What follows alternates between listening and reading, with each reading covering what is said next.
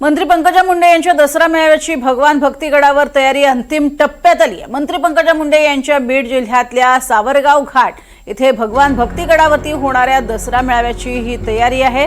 ग्रामस्थांच्या वतीनं भगवान बाबांच्या जन्मगावी सावरगाव घाट इथे मागील 10 वर्षांपासून पंकजा मुंडे यांचा हा दसरा मेळावा पार पडतोय। यावर्षी शेतकऱ्यांवरचं संकट लक्षात घेता परंपरेप्रमाणे दसरा मेळावा हा पार पडणार आहे, मात्र तो अतिशय मोठ्या प्रमाणात न होता साध्या पद्धतीने पार पडेल असं सांगण्यात आलेलं आहे। त्याची ही तयारी सध्या सावरगाव घाट इथे पाहायला मिळते। भगवान भक्तीगडावरती येणाऱ्या भाविकांसाठी जेवणाची आणि पाण्याची व्यवस्था ग्रामस्थांकडून करण्यात आली आहे। दरम्यान संयोजक आणि ग्रामस्थांशी या संदर्भात संवाद साधलाय आमचे प्रतिनिधी आकाश सावंत यांनी।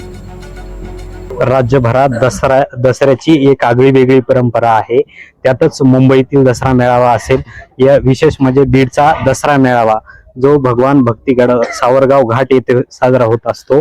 या भगवान भक्तीगडाची जी तयारी आहे दसरा मेळाव्याची ती पूर्ण झाल्याचं बघायला मिळत आहे। अंतिम टप्प्यात ही तयारी आहे। आपण बघू शकतात मोठमोठे होल्डिंग्स असतील, मोठ्या प्रमाणात ही तयारी सुरू आहे आणि आयोजक आहेत ते माझ्यासोबत आहेत। दादा, काय काय तयारी करण्यात आली आहे? आपण पाहू शकता सालाबाद प्रमाणे तयारी आहे। आम्हाला एक वळण पडलेलं आहे 10 वर्षापासून। जे आमचे राष्ट्रसंत भगवान बाबा होते त्यांनी ही परंपरा काढून दिली, तीच परंपरा आमचे स्वर्गीय लोकनेते गोपीनाथरावजी मुंडे साहेब यांनी चालू ठेवली। त्यानंतर आमच्या नेत्या पंकजाताई ही परंपरा यशस्वीपणे आणि अविरतपणे या ठिकाणी चालवत आहेत।